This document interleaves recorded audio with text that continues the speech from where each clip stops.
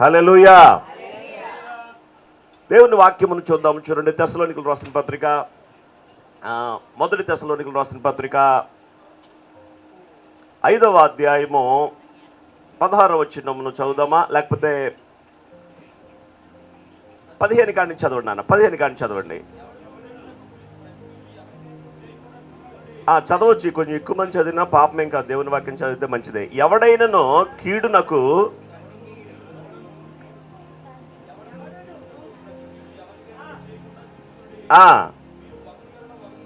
మీరు ఒకని ఎడల ఒకడును మనుషులందరి ఎడలను ఎల్లప్పుడూ, చూడండి దేవుని వాక్యం అంటుంది, ఎవరైనా మనకి కీడు చేస్తేనంట మరలా ఏం చేయకూడదంట, ప్రతి కీడు చేయకూడదంట. అలా చూసుకోవాలంట. సాధారణంగా కీడు చేస్తే ఏం చేయాలనిపించింది, ఎలా కక్ష తీర్చుకోవాలి, ఎలా పగ తీర్చుకోవాలి. అంతెందుకండి, ఎవరైనా ఏదైనా ఒక మాట మనల్ని అన్నారు, వెళ్ళిపోయారు, లోపల అది అరగకపోతే కనుక ఆహారం ఎలాగ తెములుతూ ఉంటుందో, వాళ్ళని మరలా ఏదో ఒకటి అనేదాకా, లేదా వాళ్ళకి ఏదో ఒక తిరిగి ఏదో ఒక చెడ్డ మాట అనేదాకా మనిషి యొక్క హృదయము, మనిషి యొక్క ఆలోచనలు ఎక్కడ దొరుకుతాడరా వీడు అన్నట్లుగా ఉంటుంది ప్రియమైన దేవునిరా. కానీ దేవుని వాక్యమును చదువుతూ దేవుని వాక్యానికి మనం విధేయత చూపితే దేవుని వాక్యం ఏమంటుందంటే, కీడునకు ఏం చేయకూడదంట, ప్రతి కీడు చేయకూడదంట. అమ్మ ఇటు చూడాలి, కీడునకు ప్రతి కీడు చేయకూడదంట.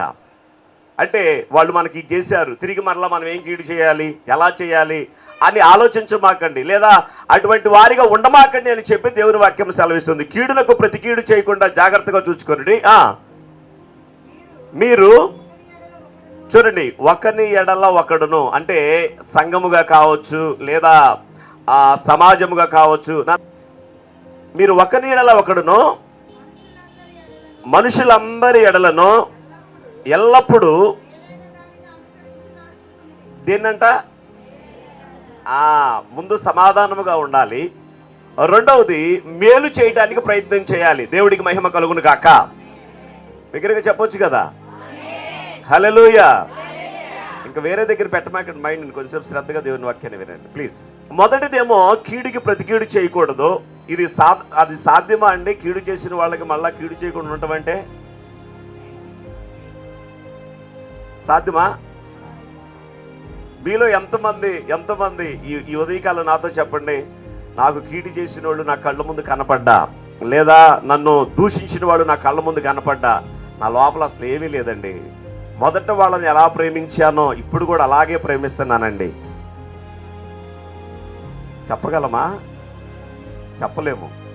ఎంత పైకి మనం ఎంత దాన్ని కవర్ చేయాలని, లేదా దాన్ని జయించాలని ఎంత ప్రయత్నించినా లోపల మానవ యొక్క స్వభావం ఏం చేస్తాంటే, ఇదిగో ఆ రోజు నేను ఇలా అంద చూసావా, ఎలా మాట్లాడింది చూసావా, ఎలా అన్నది చూసావా, ఎలా చేశాడు చూసావా అని లోపల శరీర సంబంధమైన స్వభావము మనలో ఉన్న ఆ దైవికమైన స్వభావాన్ని అది అధిగమించాలని ప్రయత్నం చేస్తుంది. కానీ దేవుని వాక్యము చేత మనల్ని నింపబడి దేవుని ఆత్మకు మనం అప్పగించుకున్నప్పుడు నిజమే, ఆ వ్యక్తి అన్నమాట, ఆ వ్యక్తి దూషించిన మాట, లేదా ఆ వ్యక్తి నాకు హాని చేసిన మాట వాస్తవమే, కానీ తనని క్రీస్తు ప్రేమ ద్వారా నేను క్షమించగలుగుతున్నాను.